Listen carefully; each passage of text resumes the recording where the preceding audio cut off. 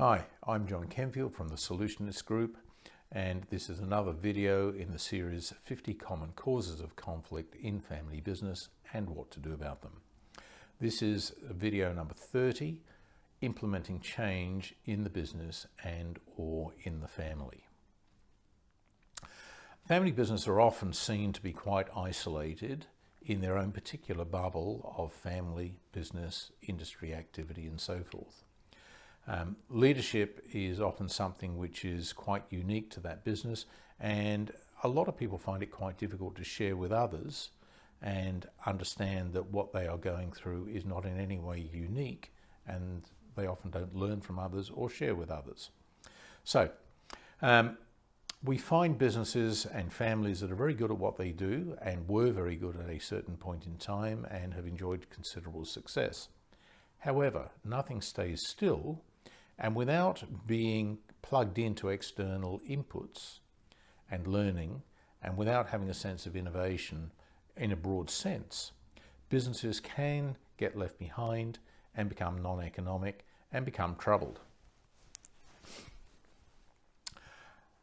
When there is an avoidance of objective assessment of performance, there can be a number of reasons for this. It can be caused by the failure of the owner to self-reflect on whether he's actually getting what he needs to be getting out of his business on an objective basis. And it can be a result of not being held accountable by other family members for adequate performance.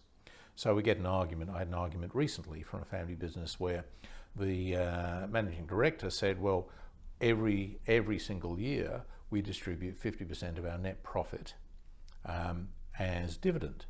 Sounds okay, excepting for the last 5 years they haven't made any profit, and the family that's got 20 million bucks invested in the business has been getting no return on their investment.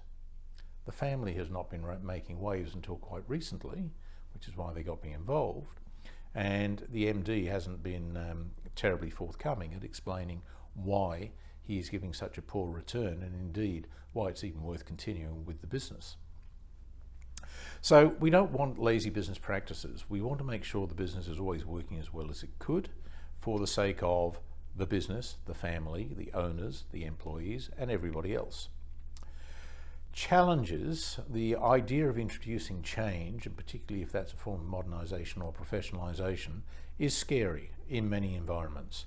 When you have a hip, young environment and people who are very, very attuned to fast-paced change, clearly it's not going to be a problem.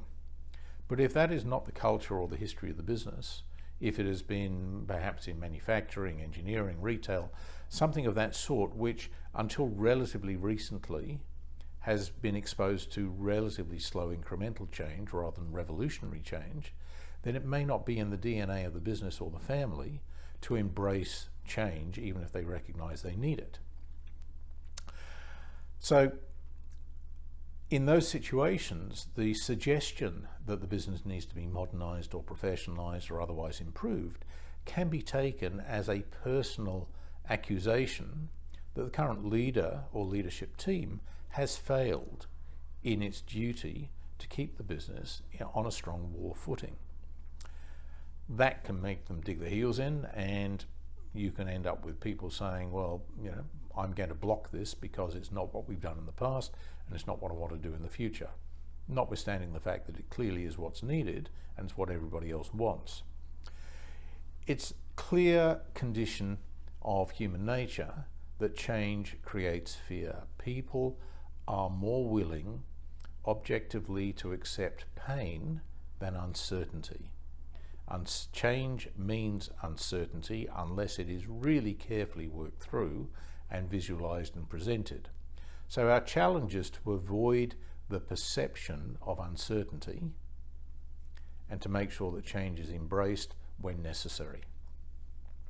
Younger people are better at this, and they also have a better ability to recover if things go wrong. Older people tend to be more set in their ways, and they have less capacity to bounce back if things go wrong. So we do need to look at where individuals are coming from, which is partly age-based, partly personality-based, partly situation-influenced. So what's our solution? if we're looking at implementing change and fundamental change in the business or in the family, and it could be process, it could be succession, it could be absolutely anything, it's still change. What do we need to do to make it work? Rather than use the power of objective reasoning, we need to engage the process as a negotiation process.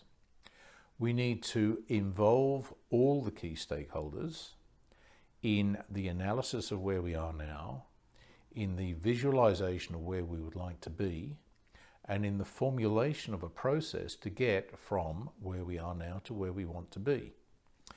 In that goal scenario, everybody who wants to remain involved needs a place. And the challenge is often to move the current leaders into a sponsoring role, which is non-operational, non-interfering, and provide empowerment to younger family members and staff who are committed to having a successful business to give them the next 20 years of their own careers. Beware the person who says, my major role in this place is to be a roadblock to change. That's somebody that needs to be moved sooner rather than later. So there's our challenge. Create a structured process, create timelines, create resource requirements, help people to visualize what the next phase of their life is going to look like, and make them want to move into that space. That's the old Dale Carnegie thing. Make them want to do what you want them to do, and you're going to have no problem in getting them motivated to go there. Now, on that final point, let's always remember there is a huge difference between motivation, activation, and implementation. Many, many, many families are motivated to make changes for the better, for the long-term stewardship of their family business and their family legacy. But many fail to act on excellent advice and agreed plans, so the process is never activated, and consequently it is not implemented. This is the role of the advisor, the facilitator, the trusted advisors from outside of the business, and the trusted key staff members who can be expected to be responsible about moving things forward. They need to stick with the leadership group until momentum is built, and then help to maintain that momentum into the future. If you found this video useful, please share with your friends. Please take a look at others in the series. And of course, if you have any problems at all where we can help, get in touch with me at the Solutionist group. We'll be happy to hear from you. Thank you.